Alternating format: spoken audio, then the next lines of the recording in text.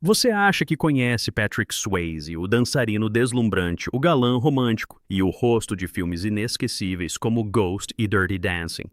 Mas por trás dos holofotes, por trás do queixo marcante e daquele charme magnético, havia um homem travando silenciosamente uma guerra brutal.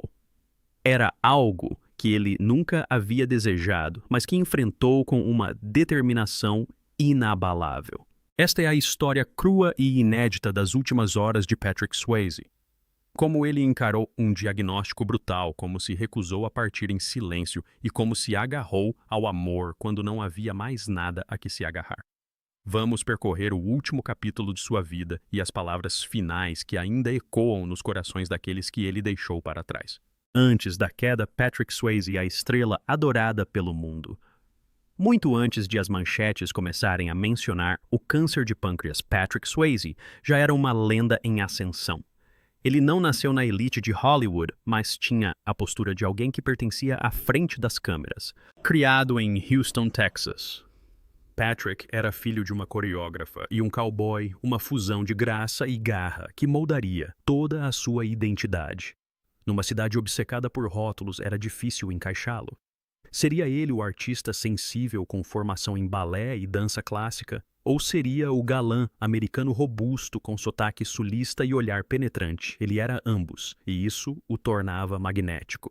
Seu momento de destaque aconteceu em 1987, com Dirty Dancing. Ninguém esperava que um filme de dança de baixo orçamento se tornasse um fenômeno cultural, mas a atuação de Swayze como Johnny Castle foi um sucesso estrondoso. As mulheres o adoravam. Os homens queriam ser como ele. E os adolescentes tentaram imitar o que ele fazia nas piscinas durante décadas. Mas ele não era apenas um rosto bonito com movimentos suaves. Em seguida, ele estrelou Ghost, um papel emocionante que exigia vulnerabilidade, dor e contenção. O filme se tornou um dos maiores sucessos de bilheteria da época e lhe rendeu uma indicação ao Globo de Ouro. De repente, Swayze não era apenas um sucesso de bilheteria. Ele estava se provando um ator sério e emocionalmente sólido. No final dos anos 80 e início dos 90, construiu uma imagem de homem forte e silencioso, mas com alma. Seja interpretando viciados em adrenalina em Caçadores de Emoção ou almas atormentadas em Cidade da Alegria, ele trazia profundidade a cada cena. Mas a fama nunca o tornou fraco. Ele era conhecido por fazer suas próprias cenas de ação, treinar muito e sofrer em silêncio. O brilho de Hollywood nunca substituiu a disciplina que herdou do estúdio de dança ou a resistência que adquiriu no Texas. Este era um homem que tinha pleno controle do seu destino. E foi isso que tornou o que aconteceu a seguir tão devastador. Porque quando a queda chegou, não foi um escândalo de tabloide ou um fracasso na carreira. Era algo mais profundo, mais sombrio, mais implacável do que qualquer coisa que Hollywood já lhe tivesse apresentado. E a princípio aconteceu silenciosamente. O começo do fim. Um diagnóstico que abalou Hollywood. Começou como um desconforto, uma leve dor de estômago. Para alguém na faixa dos 50 anos que levava uma vida exigente, a dor não era alarmante. Patrick atribuiu a dor a problemas digestivos e stress, ou talvez uma distensão muscular. Mas a dor não passou, na verdade, piorou. Uma dor aguda e persistente que o incomodava no meio da noite. Lisa o incentivou a procurar atendimento médico. Finalmente ele o fez. Exames de rotina se transformaram em exames urgentes. Exames de sangue, depois biópsias. E assim, de repente, tudo mudou. Adenocarcinoma pancreático em estágio 4. É um dos diagnósticos mais letais na medicina moderna. Muitas vezes chamado de assassino silencioso, o câncer de pâncreas raramente se manifesta até que já tenha invadido órgãos vitais. No caso de Patrick, o câncer já havia atingido o fígado. Os médicos foram diretos. O tumor não era um tipo de câncer curável. Não era nem sequer administrável no sentido tradicional. As probabilidades não eram apenas pequenas, eram praticamente inexistentes. A sobrevida mediana nessa fase é de 3 a 6 meses, né? Muitos pacientes nem chegam a sobreviver tanto tempo. Para a maioria das pessoas, receber um diagnóstico como esse seria devastador. Ponto final. Mas Patrick não era como a maioria das pessoas. Em vez de se abater diante do diagnóstico, ele olhou nos olhos dos médicos e perguntou: O que vamos fazer a respeito? Sua esposa, Lisa Niemi, sua companheira de longa data e confidente mais próxima, estava ao seu lado. Juntos entraram em modo de batalha. Não buscavam milagres, buscavam tempo, dias, semanas, qualquer coisa que pudessem conseguir. Um ensaio clínico no Centro Médico da Universidade de Stanford ofereceu alguma esperança. O Dr. George Fisher liderava uma equipe de pesquisa que testava um medicamento chamado Vatalanib, um composto desenvolvido para impedir que os tumores criassem novos vasos sanguíneos, essencialmente matando-os de fome. O medicamento não havia sido aprovado pelo FDA. Não havia garantia de que daria certo. Mas era alguma coisa. E para Patrick, alguma coisa já era motivo suficiente para lutar. Ele não queria apenas mais tempo. Ele queria retomar o controle de sua vida. E esse desejo o acompanharia por mais tempo do que qualquer um esperava. A última grande luta. Patrick retorna ao set. Janeiro virou fevereiro, depois março. Patrick iniciou seu tratamento experimental com Vatalanib. E os efeitos colaterais foram imprevisíveis. Ele estava exausto e com náuseas. Seu corpo estava entrando em território desconhecido. Mas ele nunca perdeu uma dose. Ele nunca demonstrou qualquer dúvida. Na verdade, quando lhe perguntavam como estava, ele não falava de dor ou cansaço. Sou um milagre, dizia. Era isso que ele dizia às pessoas. Em 2 de abril de 2008, Patrick retornou a Stanford para fazer uma tomografia e avaliar como seu corpo estava reagindo. Os resultados foram contra todas as expectativas promissores. Suas lesões no fígado não haviam aumentado. Alguns eram metabolicamente menos ativos. O tumor pancreático não havia se espalhado mais. Ele não foi curado. Nem perto disso. Mas ele estava de pé, lutando. E por um instante mantendo a posição. Aquele momento lhe deu o que ele mais precisava. Permissão para viver novamente. E ele não perdeu tempo. Em setembro, apenas alguns meses depois de o mundo ter tomado conhecimento do seu diagnóstico, Patrick aceitou estrelar The Beast, um drama policial sombrio e exigente que seria filmado em Chicago e exigiria longas horas de trabalho, diálogos complexos e cenas fisicamente intensas. Dizer que foi uma aposta arriscada é um eufemismo. Os executivos da emissora estavam nervosos. Os agentes de seguros tinham dúvidas. Mas Patrick aparecia todos os dias. Ele recusou dublês, decorou cada fala, dedicou-se completamente. Não se tratava de imagem, nem mesmo de carreira. Tratava-se de desafio, sobre provar que ainda tinha fôlego para mais. Ele trabalhava 5 dias por semana, filmando em turnos exaustivos de 14 a 16 horas. E quando as câmeras paravam de gravar, ele passava os fins de semana no hospital fazendo quimioterapia. A maioria dos atores teria desistido, ninguém o teria culpado, mas Patrick acreditava que o trabalho fazia parte de sua terapia. Que manter a mente focada era tão importante quanto o que entrava em seu soro intravenoso. E de certa forma ele estava certo, porque durante aqueles meses ele não era um paciente, ele era ator novamente. E a cada cena que filmava, a cada fala que pronunciava, ele lutava contra o tempo. Por trás da cortina dor, orgulho e um desespero silencioso. Na tela, Patrick Swayze ainda era a tempestade. Ainda imponente. Ainda afiado. Mas por trás das câmeras, a verdadeira batalha se desenrolava. Todas as manhãs, ele se levantava com a disciplina de um soldado. Não porque se sentisse forte, mas porque agir com força era a única opção que lhe dava. Ele engolia o enjoo com chá de ervas, aplicava a própria maquiagem com as mãos trêmulas e entrava no set como se não estivesse morrendo por dentro. Era uma atuação dentro de outra atuação, mas o câncer é um mestre da erosão e não ataca apenas o corpo. Destrói o ego, a identidade e a autoestima. Para um homem como Patrick, que passou a vida inteira construindo sua imagem através do movimento da disciplina e da força física, essa doença foi a maior ladra. Seu cabelo começou a ficar ralo, seus olhos perderam o brilho, seus movimentos ficaram mais lentos. Ele podia sentir a perda antes mesmo que o espelho a confirmasse. Mesmo assim, recusava-se a ser tratado como um paciente. Os produtores sugeriram ajustar o cronograma de filmagens para acomodar o cansaço causado pela quimioterapia, mas ele recusou categoricamente. Avisarei quando não puder mais, disse ele. Esse dia nunca chegou porque ele nunca deu permissão para isso. Mas por trás das paredes do orgulho, a dor continuava a avançar. Amigos mais tarde lembraram como ele às vezes desaparecia por alguns minutos durante as cenas, sumindo para vomitar ou se recompor. E quando voltava, era com um sorriso. Sempre aquele sorriso. Sempre aquele vamos lá de novo. Houve um momento que revelou toda a verdade se alguém estivesse prestando atenção o suficiente. Foi durante um intervalo das filmagens que o amigo de longa data de Patrick o encontrou encolhido em seu trailer como uma criança. Suas roupas estavam encharcadas de suor. Seu corpo tremia incontrolavelmente, mas sua voz era baixa. "Apenas segure minha mão", ele disse. Ele não estava pedindo socorro. Ele não estava em crise. Ele só queria que alguém estivesse lá. Não como fã, não como alguém que resolvesse problemas. Apenas lá. Este era o Patrick que o mundo nunca tinha visto antes. O mundo. O homem que podia cativar uma plateia de milhões, mas que naquele momento simplesmente precisava de um abraço. E quando o show terminou e os holofotes se apagaram, o câncer avançou mais agressivo, mais implacável. Estava longe de terminar. A máscara caiu, a saúde de Patrick se deteriorou. Com a doença exposta e à mostra, Patrick não conseguiu mais se esconder nem do público, nem da imprensa e certamente não do câncer. Janeiro de 2009 marcou uma virada não apenas em sua saúde, mas em sua realidade. Pouco depois de encerrar as gravações da série, Patrick foi levado às pressas para o Cedars-Sinai Medical Center com uma pneumonia.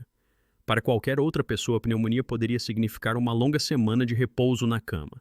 Mas para alguém em tratamento quimioterápico cujo sistema imunológico estava debilitado, poderia significar a morte. A doença obrigou o mundo a prestar atenção. Até então, Patrick havia conseguido manter o pior de sua batalha longe das manchetes. Mas fotos de paparazzi mostrando seu corpo visivelmente magro, suas bochechas encolhidas e o tubo de oxigênio revelaram a verdade. A doença estava vencendo. Mesmo assim, enquanto seus pulmões falhavam e suas forças diminuíam, Patrick insistia em discutir os próximos passos. Não fazer nada não fazia parte do seu vocabulário. Seus médicos propuseram algo radical, uma combinação não testada de Abraxane e Remsar, dois potentes medicamentos quimioterápicos ainda não amplamente aprovados para uso conjunto. Era arriscado. Havia preocupações quanto à toxicidade, aos efeitos colaterais e à eficácia geral. Mas Patrick não hesitou. Deu o sinal verde imediatamente. O tratamento foi brutal. Ele começou a perder o cabelo, algo que o afetou mais do que a maioria esperaria. Patrick sempre se portou com orgulho com presença. Perder o cabelo não era apenas uma questão estética. Era um símbolo, um lembrete de que a batalha já não estava nem perto de ser equilibrada. Para preservar sua dignidade, ele usava perucas em público. Ele praticava o sorriso, apesar do desconforto. Mas seu peso caiu drasticamente. Sua pele ficou pálida e encovada. Até mesmo caminhar curtas distâncias se tornou exaustivo. Mesmo assim, em meio à névoa da fadiga e da náusea, ele tentava acompanhar a vida. Andava a cavalo. Assistia a filmes. Participava de conversas sobre seus possíveis papéis futuros. Mas seu corpo havia mudado. Ele já não estava cooperando. As pessoas mais próximas a ele perceberam. A fala mais lenta, a leve confusão. O jeito como ele olhava para o nada às vezes. Parecia meio ausente. O câncer dele não estava mais restrito ao pâncreas ou ao fígado. Estava por toda parte. Seu corpo, outrora, seu templo, havia se tornado o campo de batalha. E estava perdendo terreno. Então Patrick tomou uma decisão. Era hora de voltar para casa. O retiro final. Lar Cavalos e a dura realidade. Em abril de 2009, Patrick Swayze deixou para trás o caos de Hollywood e a frieza dos quartos de hospital.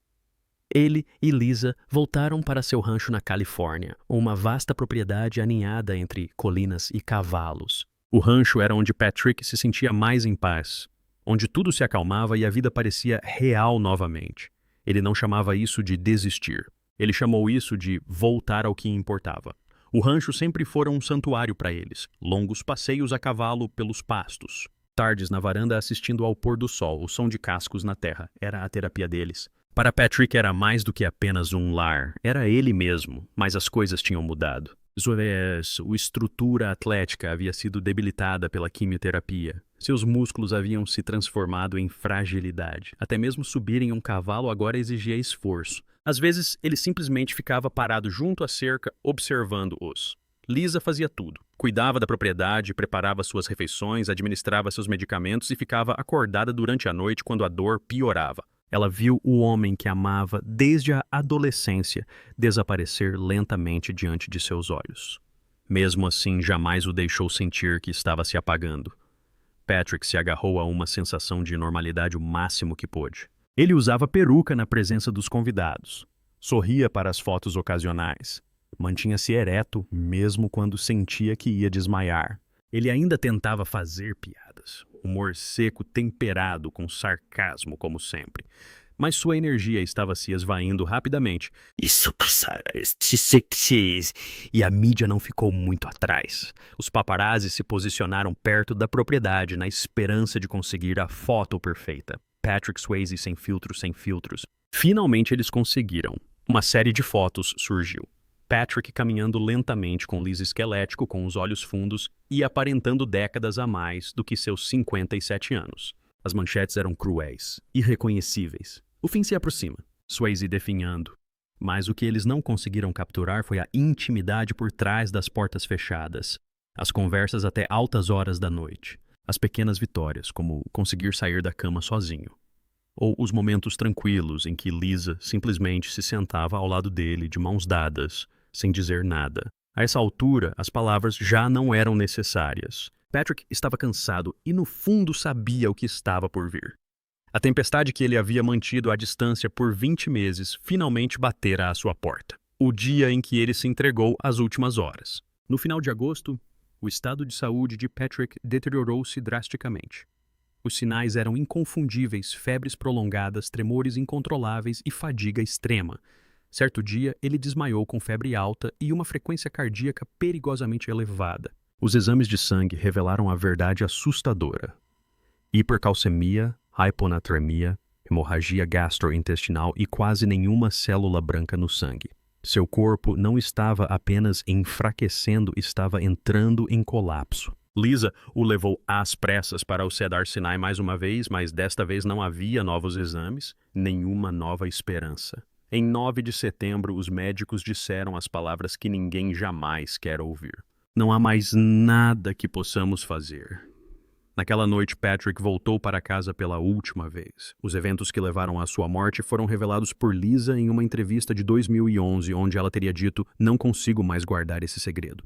Segundo Lisa, eis o que aconteceu durante os últimos dias de Patrick. A casa estava silenciosa, o ar pesado, e o homem que outrora dançara em palcos e sets de filmagem agora passava a maior parte do tempo na cama, mal conseguindo se sentar. Os tumores haviam se espalhado para seus ossos, nervos e órgãos. A dor era implacável. A morfina deixou de ser opcional e tornou-se necessária apenas para mantê-lo consciente. Lisa passou a ser sua enfermeira em tempo integral. Ela administrou Dilaudid com cuidado, ajustando as doses, tentando aliviar a agonia sem privá-lo da consciência. Patrick, teimoso até o fim, resistiu à sedação o máximo que pôde. Ele queria estar presente mesmo que isso significasse suportar o inferno. Então, em 11 de setembro, o irmão de Lisa, Eric, e sua esposa Mary vieram visitá-la. A casa estava escura, a energia contida. Patrick estava meio atordoado. Mas, por um breve instante, a clareza retornou. Ele se virou para Lisa, sua voz quase um sussurro. "Eu te amo." Lisa se inclinou para a frente. "Eu também te amo." Eles não sabiam naquele momento, mas essas seriam suas últimas palavras, nada dramáticas, nada poéticas, apenas puras e sinceras. Nos 2 dias seguintes, Patrick entrou em coma. Sua respiração tornou-se superficial, seu corpo já frágil ficou cada vez mais imóvel a cada hora. Então, às 10 horas da manhã do dia 14 de setembro, Lisa sentou-se ao lado dele e percebeu a mudança. Uma respiração profunda. Uma longa e última inspiração. E então, silêncio. Donnie Swayze entrou correndo na esperança de algo, qualquer coisa, mas tudo havia acabado. Patrick Swayze se foi, mas não partiu sozinho nem sem amor. Partiu exatamente como viveu, com coragem, com dignidade e com alguém segurando sua mão. Após o silêncio, o luto, os rumores e a lealdade posta à prova. Nos dias que se seguiram à morte de Patrick Swayze, o silêncio em torno do rancho era profundo. Os cavalos ainda percorriam os pastos. A brisa ainda sussurrava entre as árvores. Mas dentro de casa só havia ausência. Lisa, que acabara de perder seu companheiro de 34 anos, de repente se viu cercada não pela paz, mas pelo ruído. E não o barulho do luto, mas sim dos rumores. Não demorou muito para os tabloides entrarem em cena. Uma série de artigos surgiu em sites de fofoca como o Radar Online, repletos de alegações de que Lisa teria maltratado Patrick em seus últimos meses. Fontes anônimas alegaram negligência emocional, até mesmo abuso. Pintaram o retrato de uma mulher que o isolava, que lhe negava medicação e que controlava a narrativa de sua morte. Era uma história feia, sensacionalista. E segundo aqueles que realmente presenciaram os acontecimentos, pura ficção. Amigos e familiares saíram em defesa de Lisa de forma rápida e decisiva. Os registros médicos analisados por especialistas independentes, como o Dr. Richard Hunter, revelaram uma história completamente diferente. O nível de atendimento que Patrick recebeu não foi apenas consistente, foi extraordinário. Cada pico de dor foi tratado, cada complicação foi controlada. Cada consulta médica foi acompanhada meticulosamente. O Dr. Hunter, tendo visto os registros de Patrick, em primeira mão declarou publicamente que não havia absolutamente nenhuma evidência de abuso ou negligência. Ele chegou a comentar que a sobrevida prolongada de Patrick, quase 20 meses após o diagnóstico, não teria sido possível sem cuidados dedicados e consistentes. E foi exatamente isso que Lisa proporcionou. Outras pessoas próximas a Patrick durante aqueles últimos meses descreveram Lisa como o seu anjo da guarda. Ela cozinhava, limpava, controlava cada dose de medicação, coordenava tudo com os médicos e ficava acordada a noite toda quando a dor se tornava insuportável para ele dormir. Mas como costuma acontecer após a morte de uma celebridade, as especulações públicas não desaparecem como o corpo. Existe um vácuo que convida à conspiração, e quando a verdade permanece em silêncio, o escândalo tende a falar mais alto. Ainda assim, aqueles que importavam, aqueles que sabiam, nunca vacilaram em seu apoio a Lisa. Donny Swayze, amigos, próximos, equipe médica e até mesmo ex-colegas de Patrick compartilharam o mesmo sentimento. O capítulo final de Patrick não foi de traição, mas de amor inabalável. E o amor, como ele provou em vida e na morte, era o que mais importava. Como ele conseguiu viver tanto tempo. A mente supera o câncer. Quando Patrick Swayze recebeu o diagnóstico, até mesmo seus oncologistas se prepararam para o pior. O câncer de pâncreas em estágio 4, especialmente quando já metastatizou para o fígado, é uma sentença de morte pelos padrões médicos. Muitos pacientes mal sobrevivem por 3 meses, 6 se tiverem sorte. Patrick viveu por 20. Então, o que fez a diferença, de acordo com o Dr. Richard Hunter e outros especialistas, não foram apenas os ensaios clínicos ou os medicamentos experimentais, embora estes, certamente, tenham contribuído. O que prolongou sua vida foi uma combinação de 3 forças poderosas que a maioria dos pacientes não possui simultaneamente. A primeira delas foi sua condição física. Patrick não era estranho à dor ou à resistência. Como dançarino profissional e ex-atleta, ele havia construído um corpo esguio musculoso e excepcionalmente resistente. Seu sistema cardiovascular era forte e sua disciplina mais apurada do que a da maioria dos aspirantes olímpicos. Anos ultrapassando seus limites o tornaram excepcionalmente preparado para tolerar tratamentos agressivos, se recuperar de infecções e suportar regimes de quimioterapia que derrubariam a maioria das pessoas. O segundo fator foi o acesso a serviços médicos de elite. Quando recebeu o diagnóstico, Patrick não se conformou com o tratamento padrão. Ele tinha os meios e a rede de contatos para acessar a divisão de pesquisa da Universidade de Stanford. Ele entrou no estudo clínico com Vataluninib, logo no início teve acompanhamento frequente, equipes de oncologia de ponta e mais tarde acesso a combinações de Gemzar e Abrixan que a maioria dos pacientes não teria direito. Ele não estava lutando apenas com força de vontade, ele tinha um arsenal médico à sua disposição.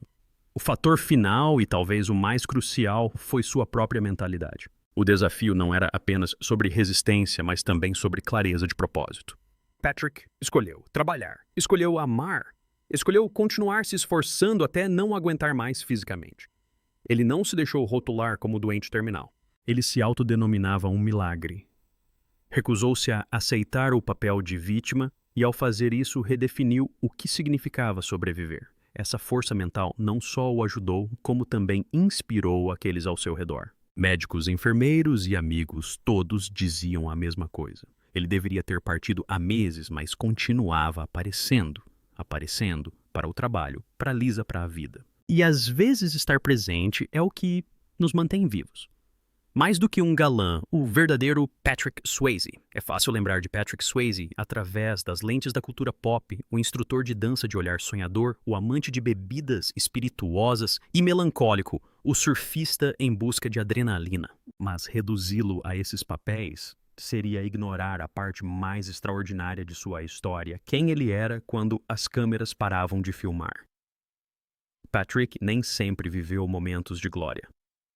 Ele lutou contra o vício no final dos anos 90, passando pela reabilitação discretamente e sem a pompa que costuma acompanhar os colapsos de celebridades.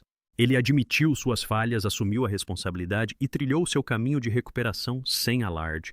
Houve recaídas, houve retrocessos, mas sempre houve progresso. Ele também enfrentou tragédias pessoais que raramente chegaram às manchetes. A morte de seu pai Jesse em 1982 o afetou profundamente. Mais tarde, ele e Lisa sofreram a dor de um aborto espontâneo, algo que os assombrou por anos. Essas foram feridas que ele nunca dramatizou em público, mas elas moldaram a resiliência silenciosa que ele carregou em sua luta contra o câncer. E então veio o casamento dele. Hollywood é famosa por suas histórias de amor de curta duração, mas Patrick e Lisa foram uma rara exceção.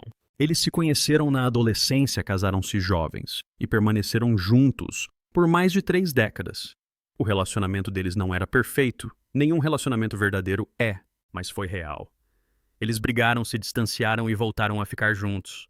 Mas em todos os capítulos da vida dele, Lisa foi a única constante. Quando perguntado em entrevistas sobre o que o mantinha com os pés no chão, Patrick nunca mencionava fama ou fortuna. Ele mencionava ela. A ligação entre eles, principalmente durante a doença dele, não era apenas romântica. Era uma questão logística, emocional e espiritual. Ela era sua enfermeira, sua terapeuta e seu porto seguro. E Patrick nunca se esqueceu de suas origens. Ele permaneceu fiel às suas raízes texanas, manteve-se humilde e frequentemente atribuía à sua mãe a disciplina que guiou sua vida. Mesmo após alcançar fama mundial, ele nunca abandonou o homem tranquilo e pé no chão por trás da persona de astro. Então sim, ele era um astro de cinema. Mas mais importante ainda, ele era um lutador, um marido. Era um homem que encarou a morte de frente e optou pela graça. E essa é a versão de Patrick Swayze que permanece viva nas pessoas que ele tocou e na forma como deixou este mundo. A palavra final, o legado que Patrick deixou. Num mundo que idolatra celebridades e busca a perfeição, o ato final de Patrick Swayze foi refrescantemente, dolorosamente humano. E nesses momentos finais vemos o verdadeiro propósito de toda a sua jornada conexão. A história de Patrick é poderosa não porque ele escapou da morte, mas pela forma como a enfrentou. De coração pleno, mais importante ainda, ele fez tudo do seu jeito. Seu legado não se resume aos filmes que deixou embora, eles ainda emocionem o público décadas depois. Não se resume apenas aos prêmios ou às aparições no tapete vermelho. Está em como ele vivia quando ninguém estava olhando, em como ele lutava quando estava exausto, em como ele ainda sorria quando doía, como ele se agarrou ao amor mesmo quando tudo o mais lhe escapou. E é na lição que ele nos ensinou, intencionalmente ou não, que morrer não precisa ser doloroso, que pode haver beleza na despedida. Essa força nem sempre ruge. Às vezes, ela sussurra, "Eu te amo", antes de se calar para sempre. Qual o seu momento favorito de Patrick Swayze? Compartilhe sua opinião nos comentários abaixo. Obrigado por assistir. Até a próxima!